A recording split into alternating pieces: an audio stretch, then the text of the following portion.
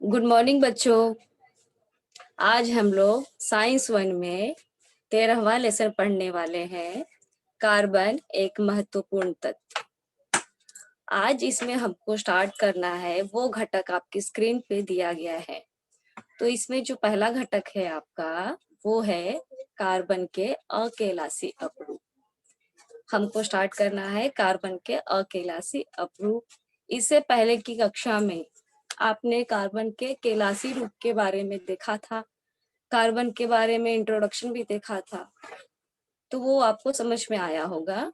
और उसके आगे का आज हम पढ़ने वाले हैं कार्बन के अकेलासी अपर रूप, हाइड्रोकार्बन, कार्बन की विलेयता, कार्बन की O2 के साथ अभिक्रिया, O2 यानी ऑक्सीजन के साथ अभिक्रिया।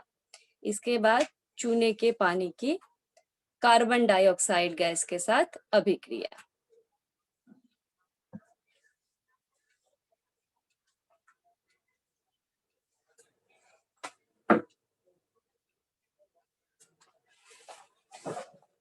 तो सबसे पहले हम घटक लेते हैं कार्बन के अकेलासी अपरूप। अब कार्बन के जो अकेलासी अपरूप होते हैं, उसमें कार्बन परमाणुओं की रचना अनियमित होती है। यहाँ पे जो कार्बन परमाणुओं का अरेंजमेंट होता है, जो व्यवस्था होती है इन पदार्थों में, तो वहां पे अनियमितता होती है। जैसे कि आपने पिछली बार देखा होगा, जो केलासी अपरूप थे कार्बन के, तो वहां पर है ना, जो कार्बन परमाणु की रचना थी वो नियमित थी, वहां पे व्यवस्थापन नियमित थी। जैसे कि आपने हीरा का देखा था, और फिर आपने किसका देखा था, ग्रेफाइट का देखा था। तो वहां पे कार्बन परमाणुओं की जो अरेंजमेंट थी, जो व्यवस्था थी, वो नियमित थी। तो यहाँ पे जस्ट उसके विपरीत होता है, उसके अपोजिट होता है। अकेलासी अपरूप में कार्बन परमाणुओं की व्यवस्था अनियमित होती है। इस अकेलासी अपरूप में सबसे पहले यहाँ पे 3 चीज अपने को पढ़ना होगा। अकेलासी अपरूप में 3 टॉपिक है अपने। पत्थर, फर्स्ट नंबर पे पत्थर है, दूसरे नंबर पे चारकोल है, और तीसरे नंबर पर कोक है। ये तीनों कार्बन के अकेलासी अपरूप में आते हैं। यानी आपको क्वेश्चन पूछा जाए ऐसे कि कार्बन के अकेलासी अपरूप कौन से है, तो आपको ये 3 पॉइंट्स याद रखने होंगे: पत्थर, चारकोल, कोक। सबसे पहले यहाँ पे हम लोग पत्थर का कोयला से स्टार्ट करते हैं। आप लोग इसके बारे में जानकारी भी रखते हैं, पहले भी आप लोग देख चुके होंगे। तो यहाँ पे जो पहला है पत्थर का कोयला। पत्थर का कोयला एक जीवाश्म ईंधन होता है। अब जीवाश्म ईंधन क्या होता है बच्चों? ईंधन तो यानी जो घरेलू जलाने के लिए उपयोगी होता है, उसको ईंधन कहते हैं। रसोई में भी आप लोग ने देखा होगा, गाँव वगैरह में इसका उपयोग। लेकिन जीवाश्म का मतलब क्या होता है? जब पेड़ पौधे, पशु पक्षी जब मरते हैं, तो उनके जो अवशेष होते हैं वो मिट्टी और चट्टानों के अंदर दब जाते हैं, और वर्षों तक वो दबे रहते हैं। तो बहुत वर्षों के बाद है ना, उससे ईंधन का निर्माण होता है। तो उस ईंधन को कहते हैं जीवाश्म ईंधन। तो पत्थर का कोयला एक प्रकार का जीवाश्म ईंधन है। इसमें मुख्य रूप से कार्बन, हाइड्रोजन और ऑक्सीजन होता है। पत्थर के कोयले में मुख्य रूप से जो तत्व पाए जाते हैं वो है कार्बन, हाइड्रोजन और ऑक्सीजन। थोड़ी मात्रा में इसमें नाइट्रोजन, फास्फोरस और सल्फर भी होता है, लेकिन इन तीनों की मात्रा काफी कम होती है, नाइट्रोजन, फास्फोरस और सल्फर। ये जो पत्थर का कोयला है, ये ठोस रूप में पाया जाता है। आपने देखा होगा मार्केट वगैरह में, या कभी कभी रोड वगैरह पे फेरी वाले लगाते हैं, भुट्टे वगैरह सेकते हैं, तो वहां पे देखा होगा ये ठोस रूप में कोयला होता है। आपकी स्कूल खुलेगी तो आप प्रैक्टिकल लेबोरेटरी में भी आप टीचर को आप बोलोगे, अपनी साइंस टीचर को, तो वो आपको चारकोल दिखाएगी, यानी आपको कोयला दिखाएगी।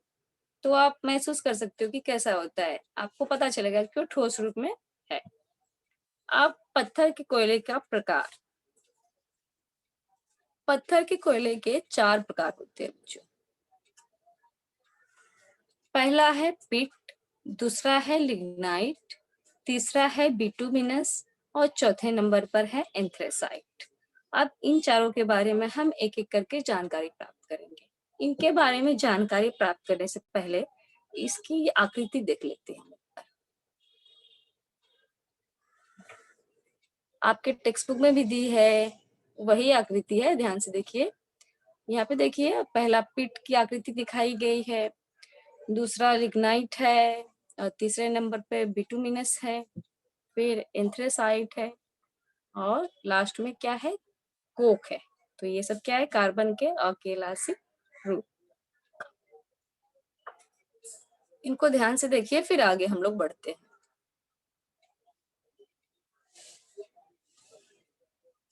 चलिए अब इसके बाद हम एक एक करके जानकारी प्राप्त करते हैं।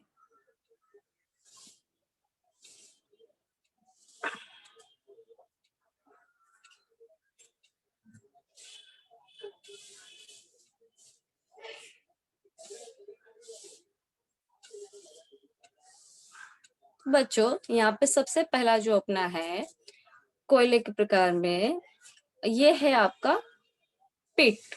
ठीक है, तो सबसे पहले हम पिट के बारे में जानकारी प्राप्त करते हैं। अब ये जो पिट है ना, कोयला बनने की प्रक्रिया का प्रथम चरण है। कोयला बनने की प्रक्रिया का प्रथम चरण पिट तैयार होना होता है, यानी जो जीवाश्म ईंधन का निर्माण होता है धरती के नीचे, चट्टानों के नीचे, उसमें काफी वर्ष लगते हैं। जैसे परत दर परत अवशेष जमा होते हैं, उस पर प्रक्रिया होती है, तो उससे ईंधन बनता है, उससे पत्थर का कोयला बनता है। तो पहला जो चरण होता है वो होता है पिट तैयार होना। अब ये जो पिट है इसमें पानी की मात्रा अधिक होती है और कार्बन का अनुपात लगभग इसमें 60% होता है।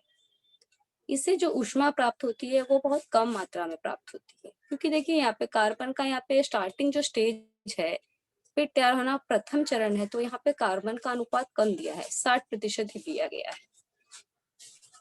इसके बाद है बच्चों अगले नंबर पे है आपका लिग्नाइट।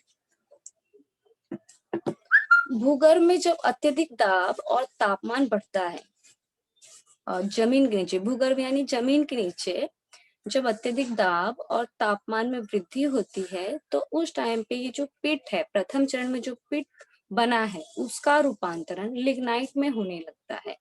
तो इसमें काफी समय लगता है, मतलब ऐसे नहीं कि तुरंत हो जाएगा, इसमें समय लगेगा। यानी पहले पिट बना और पिट के बाद जब भूगर्भ में अत्यधिक दाब बढ़ा, प्रेशर बढ़ा और तापमान का निर्माण भी बढ़ने लगा, तो उस टाइम पर पिट का रूपांतरण लिग्नाइट में हो जाएगा। इस लिग्नाइट में कार्बन का अनुपात लगभग 60 से 70% होता है। यहाँ पर देखिए पहले चरण की अपेक्षा में दूसरे चरण में लिग्नाइट में कार्बन का अनुपात बढ़ रहा है। जैसे जैसे हम आगे बढ़ेंगे ना, तो वैसे वैसे कार्बन का अनुपात बढ़ता जाएगा। तो लिग्नाइट जो है कोयला बनने की प्रक्रिया का दूसरा चरण है। पिट पहला चरण था और लिग्नाइट दूसरा चरण है।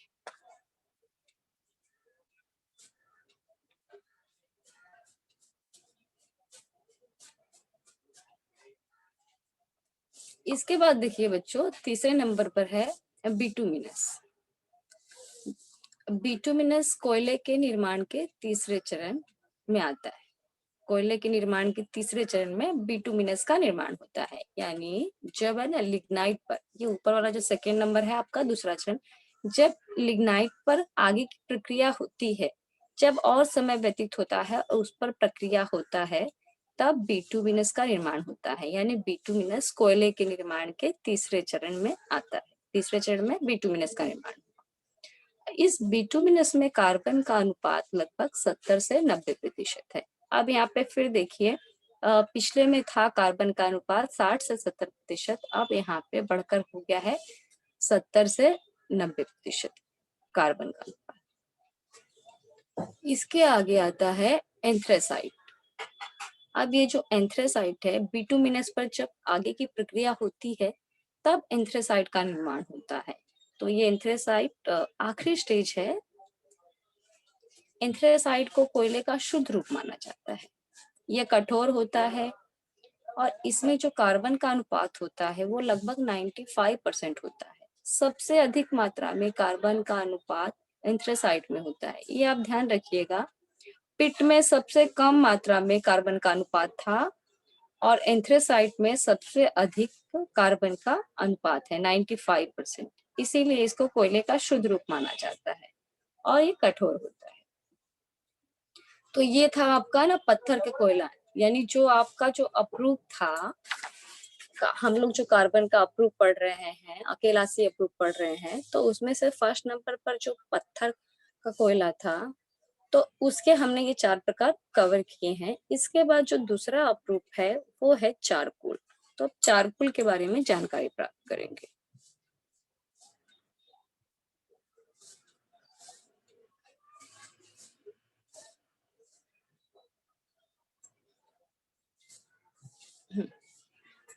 अब ये जो चारकोल है प्राणियों के अवशेषों से बनने वाला होता है। चारकोल का निर्माण प्राणियों के अवशेषों से बनता है और दूसरे प्रकार से वनस्पतियों के अवशेषों से भी बनता है। यानी पहला जो है प्राणियों के अवशेषों से बनने वाला चारकोल हड्डियां, सींग आदि से तैयार होता है। यानी ये चारकोल जब प्राणियों के सींग, हड्डियां और भी चमड़े और भी जो भी उनके अवशेष रहेंगे प्राणियों के, वो जब चट्टानों में या मिट्टी के अंदर दब जाएंगे तो उस पर है ना आगे की प्रक्रिया होगी। बहुत वर्ष बीतेंगे तो उस पर प्रक्रिया होती जाएगी प्रकृति की और उससे चारकोल का निर्माण होगा। तो उसे हम कहेंगे प्राणियों के अवशेषों से बनने वाला चारकोल। इसके बाद वनस्पतियों से बनने वाला चारकोल भी होता है। तो वनस्पतियों से चारकोल का निर्माण कैसे होता है?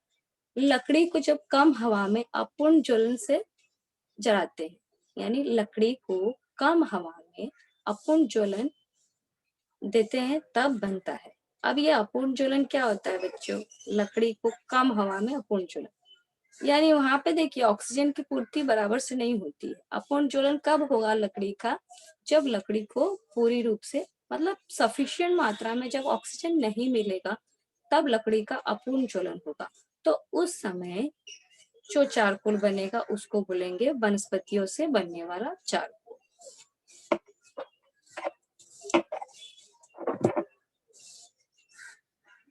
इसके बाद हम देखेंगे कोयले का उपयोग क्या है।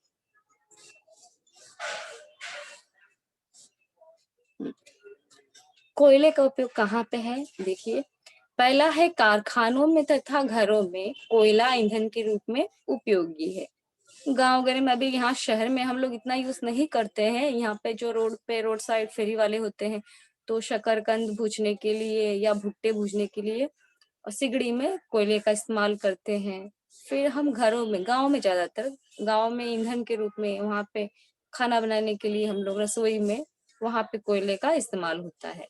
फिर कारखानों में हमको चाहिए तापमान वगैरह बढ़ाना है, तापमान का निर्माण करना है तो वहां पे ईंधन की आवश्यकता होती है, तो वहां पे हम कोयले का इस्तेमाल करते हैं।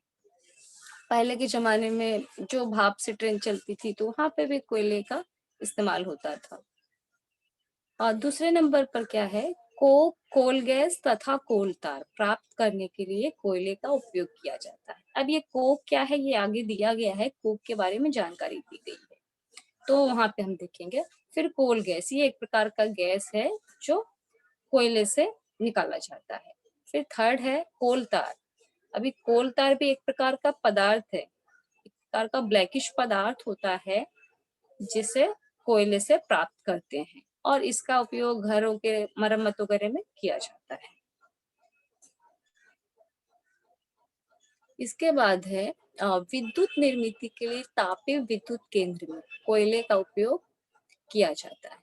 अभी जहाँ पे विद्युत निर्मित के बड़े बड़े केंद्र स्थापित किए गए हैं तो वहां पे ईंधन की आवश्यकता होती है, तो वहां पर भी कोयले का उपयोग करके तापीय विद्युत केंद्र में इसका इस्तेमाल करते हैं। अभी तापीय विद्युत केंद्र क्या है? जहाँ पे ऊष्मा से, तापमान से, जहाँ पर ऊष्मा से विद्युत का निर्माण किया जाता है उसको बोलेंगे तापीय विद्युत केंद्र। तो वहां पर कोयले का इस्तेमाल। इसके बाद है चारकोल का उपयोग जल शुद्धिकरण तथा कार्बनिक पदार्थों के शुद्धिकरण में भी किया जाता है। आप लोग ने लोअर क्लास में 7वीं 8वीं में देखा होगा पानी को शुद्ध कैसे किया जाए। तो वहाँ पे भी पानी में जब अशुद्धियाँ रहती है तो वहाँ पे चारकोल मिक्स किया जाता है और उसको कुछ समय के लिए, कुछ घंटों के लिए रखा जाता है स्थिर करके। तो जो उसमें गंदगी रहती है वो एकदम चारकोल के साथ एकदम उसकी पेंदी में जमा हो जाती है और ऊपर का जो पानी रहता है वो एकदम शुद्ध हो जाता है। फिर उसको हम लोग छाननी से फिल्टर करके फिर उपयोग में ला सकते हैं। फिर कार्बनिक पदार्थों की शुद्धिकरण में बहुत सारे ऐसे पदार्थ हैं जिसमें कार्बन की मात्रा होती है, तो उसको कार्बनिक पदार्थ बोलते हैं। तो उसके शुद्धिकरण में भी हम लोग चारकोल का इस्तेमाल करते हैं। अब जो तीसरा अकेलासी अपर रूप है कार्बन का, वो है आपका कोक। अब ये कोक क्या होता है? कोक पहले हमने देखा है कि कोक जो है पत्थर के कोयले से ही मिलता है, पत्थर के कोयले से ही कोक मिलता है। तो यहाँ क्या दिया है, पत्थर के कोयले से कोल गैस निकालने पर बचे हुए शुद्ध कोयले को कोक कहते हैं। यानी जो हमने पत्थर का कोयला प्राप्त किया है वो हमको मिल गया, तो उससे जब हम लोग कोल गैस निकाल लेंगे और उसके बाद जो बचेगा, जो पदार्थ बचेगा उसको कहेंगे उसको कहेंगे कोक। अब इस कोक के उपयोग क्या है? घरेलू ईंधन के रूप में कोक उपयोगी होता है। यानी यहाँ पर भी कोक भी क्या है, घरेलू ईंधन के लिए उपयोगी है। घर में जो रसोई के रूप में, रसोई में जो उपयोग करते हैं वहां उपयोगी है। फिर अगला है अपचय के रूप में कोक का उपयोग होता है। अब ये अपचय समझ लीजिए आप लोग क्या है। अपचय रासायनिक तत्व या यौगिक होते हैं बच्चों। अपचय रासायनिक तत्व या यौगिक होते हैं जो रासायनिक अभिक्रिया में एक या एक से अधिक इलेक्ट्रॉन किसी अन्य रसायन को देते हैं, उसे अपचय कहते हैं। अगर आपसे इसे परिभाषा पूछा जाए कि अपचय क्या है, तो आपको इतना लिखना होगा कि अपचय रासायनिक तत्व या यौगिक है जो रासायनिक अभिक्रिया में एक या एक से अधिक इलेक्ट्रॉन दूसरे रसायन को देते हैं, उन्हें अपचय कहते हैं।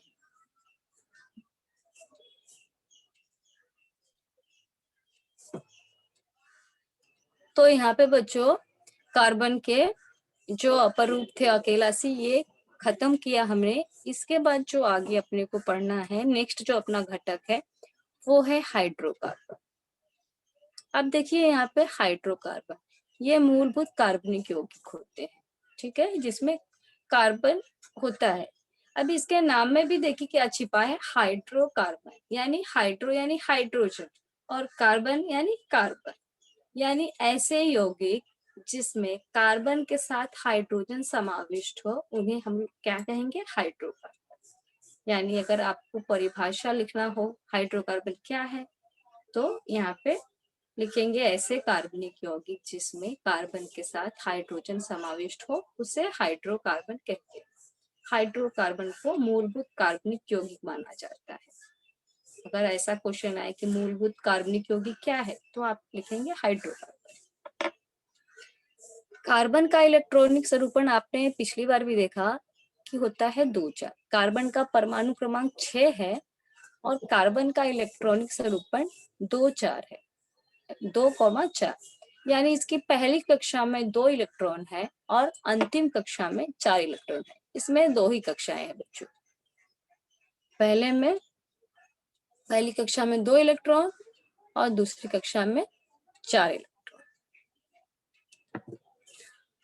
कार्बन का अष्टक यहाँ पे देखिए, कार्बन का अष्टक पूर्ण होकर वो नियोन की तरह स्थिर हो जाता है, क्योंकि इसके आखिरी कक्षा में 4 इलेक्ट्रॉन है, तो इसको अष्टक पूर्ण करने के लिए 4 और इलेक्ट्रॉन चाहिए।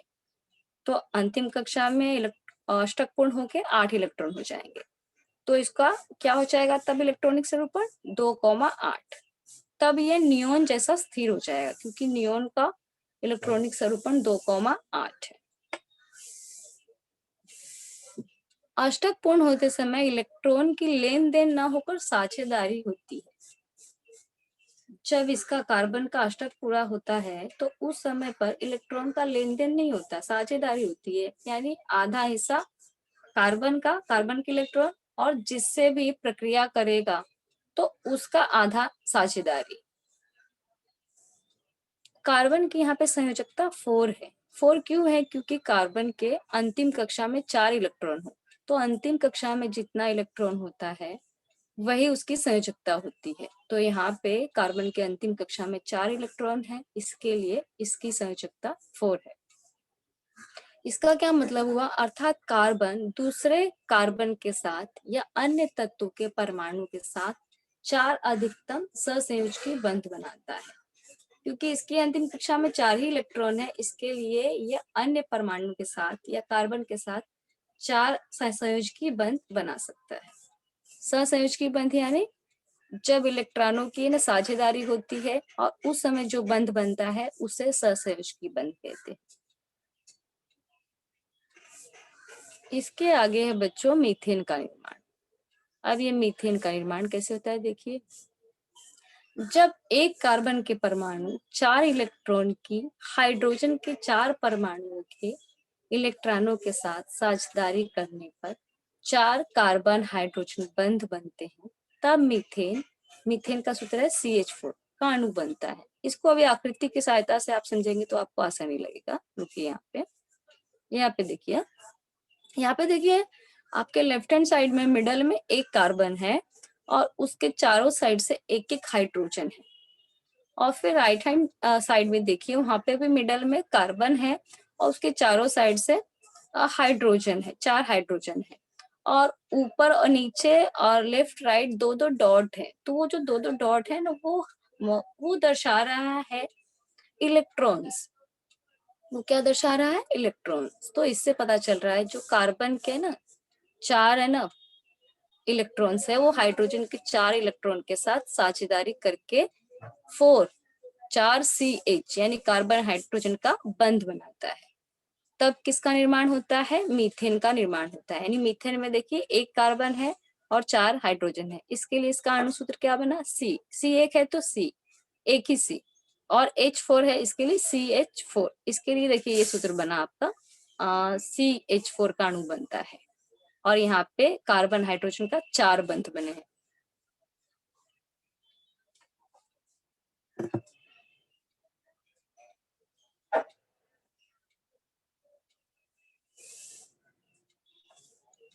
अब देखिए बच्चों क्या है, सहसंयोजकी यौगिकों के गुणधर्म। ये जो सहसंयोजकी यौगिक होते हैं, सहसंयोजकी यौगिक किसको बोलेंगे, ऐसे यौगिक जिसमें सहसंयोजकी बंध का निर्माण हुआ है।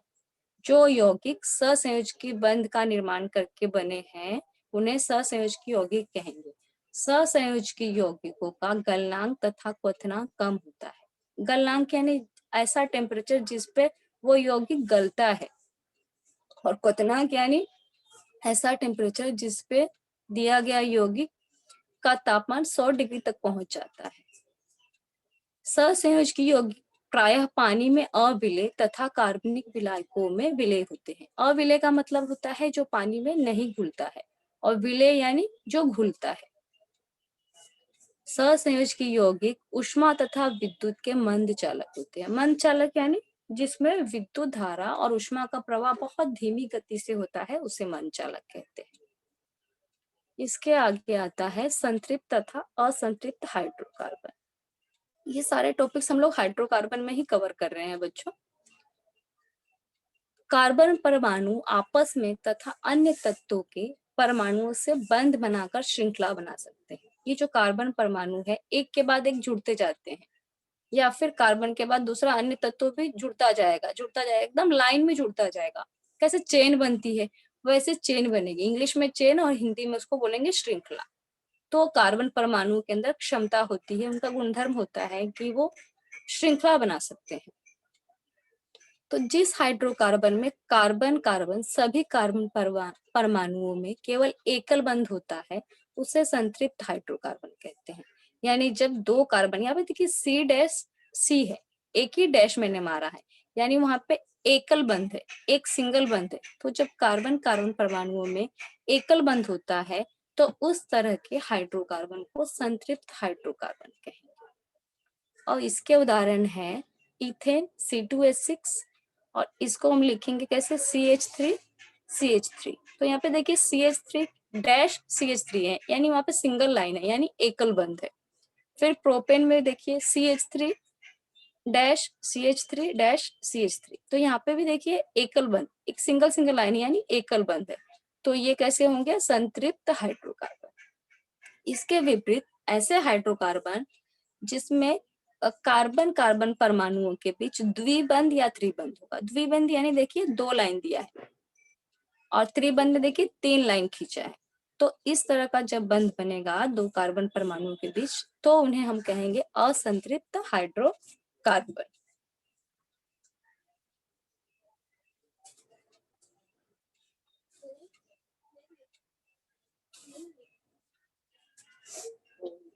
ठीक है बच्चों, इसके बाद आगे देखते हैं बच्चों।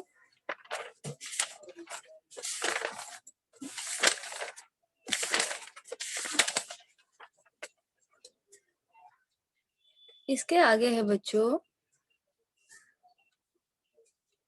कार्बन की O2 के साथ अभिक्रिया। अब कार्बन को जब हम लोग ऑक्सीजन की उपस्थिति में जलाएंगे तो कार्बन की ऑक्सीजन के साथ अभिक्रिया होगी और उस समय पर कार्बन डाइऑक्साइड गैस का निर्माण होगा। ऐसा क्वेश्चन आपसे पूछा जा सकता है, कार्बन की ऑक्सीजन के साथ अभिक्रिया लिखिए।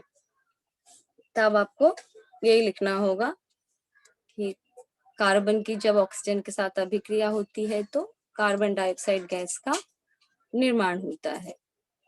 तो यहाँ पे दिया गया है C+O2 CO2। और इसके बाद है चूने के पानी की CO2 के साथ अभिक्रिया।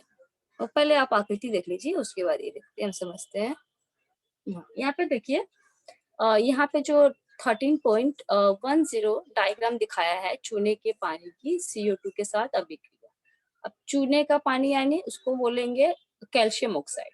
उसका जो रासायनिक नाम है वो क्या है? Calcium oxide. तो लेफ्ट हैंड साइड में एक टेस्ट ट्यूब आपको दिखाया गया है, वहां पे पानी है उस टेस्ट ट्यूब में भरा और ऊपर की ओर व्हाइट व्हाइट आपको दिख रहा है, वो है कैल्शियम ऑक्साइड यानी चूना। चूने का पानी मिलाया गया है। पानी के अंदर जब चूना हम लोग मिश्रित करेंगे तो ऐसा दिखेगा। और उसके कुछ समय के बाद जब उस परख नली में टेस्ट ट्यूब में देखो फूंक मारा जा रहा है, एक बच्चा देखिए फूंक मार रहा है चूने के पानी में, पाइप से फूंक मार रहा है। तो जब हम फूंक मारते हैं तो उस समय हम लोग कार्बन डाइऑक्साइड गैस उस परख नली में छोड़ रहे हैं। हमारे श्वासोच्छ्वास के बाद जो हम बाहर गैस निकालते हैं वो CO2 कार्बन डाइऑक्साइड गैस है, तो उसको हम इसमें छोड़ रहे परख नली। तो जब चूने के पानी की CO2 के साथ अभिक्रिया होती है तो जो पानी होता है ना, चूने का पानी, वो दूधिया हो जाता है। क्या हो जाएगा? दूधिया हो जाएगा, क्योंकि इसके बीच कुछ तो रासायनिक अभिक्रिया हुई है। अब देखते हैं क्या हुआ है। यहाँ पे देखिए बच्चों, चूने के पानी की CO2 के साथ अभिक्रिया। चूने का पानी यानी calcium oxide CaO, calcium oxide. वहां पे मैंने देखिए बगल में L लिखा है, L यानी लिक्विड। जब हम लोग अभिक्रिया लिखते हैं, जो रासायनिक समीकरण लिखते हैं, तो वहां पे सॉलिड लिक्विड दिखाना चाहिए, तो यहाँ पे मैंने L लिखा है। फिर प्लस CO2 क्या है? गैस है, तो CO2 की अभिक्रिया हो रही है। उसके बाद एरो के बाद मैंने क्या दिखाया है, क्या केमिकल बन रहा है? CaCO3। CaCO3 का ये क्या है? कैल्शियम कार्बोनेट है। तो हम क्या लिखेंगे? चूने के पानी की CO2 के साथ अभिक्रिया होने पर कैल्शियम कार्बोनेट का निर्माण होता है। और फिर नीचे मैंने लिखा है चूने का पानी दूधिया हो जाता है। कभी कभी आपसे ऐसा क्वेश्चन पूछा जाता है कि चूने के पानी में CO2 गैस प्रवाहित करने पर चूने का पानी दूधिया क्यों हो जाता है, तो आप लिखोगे कैल्शियम कार्बोनेट का निर्माण होता है जिसके कारण चूने का पानी दूधिया हो जाता है। ठीक है बच्चों, तो आज हमें इतना ही टॉपिक कवर करना था, तो आज हमने इतना टॉपिक कवर किया है।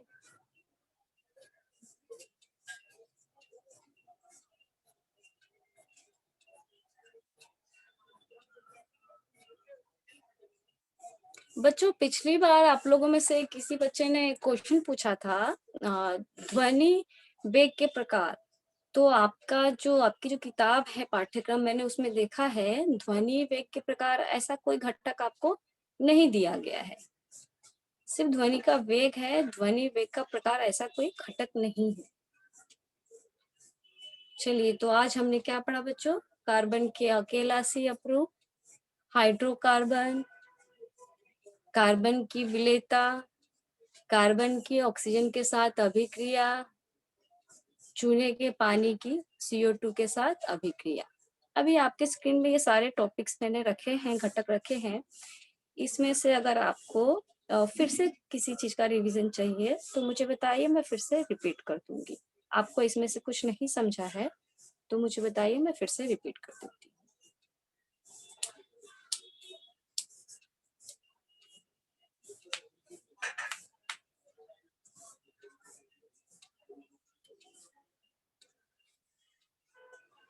चलिए एक बार फिर से देख लेते हैं बच्चों हम। यानी कार्बन के अकेलासी अपरूप में, कार्बन के अकेलासी अपरूप में पहले नंबर पर पत्थर का कोयला, दूसरे नंबर पर चारकोल और तीसरे नंबर पर कोक आता है। कार्बन के अकेलासी रूप 3 है, पत्थर का कोयला, चारकोल और कोक। पत्थर का कोयला एक जीवाश्म ईंधन होता है। इसमें कार्बन, हाइड्रोजन और ऑक्सीजन मुख्य रूप से होता है। थोड़ी मात्रा में इसमें नाइट्रोजन, फास्फोरस और सल्फर होता है। ये ठोस रूप में पाया जाता है। पत्थर के कोयले के 4 प्रकार होते हैं, बीट, पिट, लिग्नाइट, बिटुमिनस और एंथ्रेसाइट। ये रही इसकी आकृति। पिट जो होता है कोयला बनने की प्रक्रिया का प्रथम चरण है। इसमें पानी की मात्रा अधिक होती है। कार्बन का अनुपात लगभग 60% होता है। इसमें कम ऊष्मा प्राप्त होती है। जब इसको जलाएंगे तो कम ऊष्मा प्राप्त होगी। सेकेंड नंबर है लिग्नाइट। भूगर्भ में जब अत्यधिक दाब और तापमान बढ़ेगा उस समय पिट का रूपांतरण लिग्नाइट में हो जाता है। इसमें कार्बन का अनुपात लगभग 60 से 70% होता है। कोयला बनने की प्रक्रिया का यह दूसरा चरण है। फिर है बिटुमिनस। कोयले के निर्माण के तीसरा चरण इसको माना जाता है। इसमें कार्बन का अनुपात लगभग 70 से 90% होता है। इसके आगे है एंथ्रेसाइट। एंथ्रेसाइट को कोयले का शुद्ध रूप माना जाता है। यह कठोर होता है और इसमें सबसे अधिक कार्बन का अनुपात लगभग 95% होता है। दूसरा अपरूप जो अकेलासी है कार्बन का वो है चारकोल। चारकोल प्राणियों के अवशेषों से बनता है और वनस्पतियों से भी चारकोल का निर्माण होता है। वनस्पतियों से यानी लकड़ी को जब कम हवा में जलाते हैं तो अपूर्ण ज्वलन से चारकोल बनता है। फिर है कोयले के उपयोग। कारखानों में तथा घरों में कोयला ईंधन के रूप में उपयोगी है। कोक, कोल गैस तथा कोल तार प्राप्त करने के लिए कोयले का उपयोग किया जाता है। विद्युत निर्मित के लिए तापीय विद्युत केंद्र में कोयले का उपयोग किया जाता है। फिर चारकोल का उपयोग जल शुद्धिकरण तथा कार्बनिक पदार्थों के शुद्धिकरण में भी किया जाता है। तीसरा अकेलासी अपरूप कोक है। पत्थर के कोयले से कोल गैस निकालने पर बचे हुए शुद्ध कोयले को कोक कहते हैं। यानी कोक जो है आपका क्या है, शुद्ध कोयला है। कोक के उपयोग क्या है, इसको भी घरेलू ईंधन के रूप में उपयोगी है। फिर अपचय के रूप में कोक का उपयोग करते हैं। वाटर गैस, अभी देखिए, हाँ ये एक आपको नहीं समझाया थे, समझ लीजिए। वाटर गैस यानी CO+H2। CO क्या है, कार्बन मोनोऑक्साइड, और +H2 यानी हाइड्रोजन। वाटर गैस में कार्बन मोनोऑक्साइड और हाइड्रोजन होता है। तथा प्रोड्यूसर गैस में carbon monoxide, hydrogen plus carbon dioxide plus nitrogen होता है। इन गैसीय ईंधनों की निर्मित में भी कोक का उपयोग किया जाता है। इसमें 3 उपयोग है कोक। फिर है आपका हाइड्रोकार्बन। हाइड्रोकार्बन ऐसे कार्बनिक यौगिक होते हैं जिसमें कार्बन के साथ हाइड्रोजन समाविष्ट हो। कार्बन का इलेक्ट्रॉनिक स्वरूपण 2,4 है। इसे अष्टक पूर्ण करने के लिए 4 इलेक्ट्रॉन लगते हैं। अष्टक पूर्ण होने के बाद नियोन के जैसे ये स्थिर हो जाता है। कार्बन की संयोजकता 4 है क्योंकि इसकी अंतिम कक्षा में 4 इलेक्ट्रॉन है। अष्टक पूर्ण होते समय यहाँ पे सहसंयोजकी बंध बनता है। यानी कार्बन परमाणु दूसरे कार्बन के साथ या अन्य तत्व के परमाणु के साथ 4 सहसंयोजकी बंध बनाता है। फिर है आपका मीथेन का निर्माण, यानी मीथेन के निर्माण में एक कार्बन परमाणु के 4 इलेक्ट्रॉन हाइड्रोजन के 4 परमाणुओं के इलेक्ट्रॉनों के साथ साझेदारी करने पर 4 कार्बन हाइड्रोजन बंध बनाते हैं, तब मीथेन अणु बनता है। मीथेन अणु यानी CH4। ये रही इसकी आकृति। इसके बाद है आपका सहसंयोजकी यौगिकों के गुणधर्म। सहसंयोजकी यौगिकों के गुणधर्म में इनका गलनांक तथा क्वथनांक कम होता है। ये यौगिक पानी में अविलेय तथा कार्बनिक विलायकों में विलेय होते हैं। ऊष्मा तथा विद्युत के ये मंद चालक होते हैं। फिर है संतृप्त तथा असंतृप्त हाइड्रोकार्बन। जिस हाइड्रोकार्बन में कार्बन कार्बन परमाणुओं के बीच एकल बंध होता है उसे संतृप्त हाइड्रोकार्बन कहते हैं। जिस कार्बन परमाणुओं के बीच दोहरा या तिहरा बंध होता है, द्विबंध या त्रिबंध होगा, उसे असंतृप्त हाइड्रोकार्बन कहेंगे। ठीक है। फिर कार्बन की ऑक्सीजन के साथ अभिक्रिया होने पर कार्बन डाइऑक्साइड गैस का निर्माण होता है। चूने की पानी की CO2 के साथ अभिक्रिया होने पर कैल्शियम कार्बोनेट का निर्माण होता है, जिससे चूने का पानी दूधिया हो जाता है। ये रही इसकी आकृति। तो आज का अपना ये घटक पूरा हुआ। आज के लिए इतना ही बच्चों।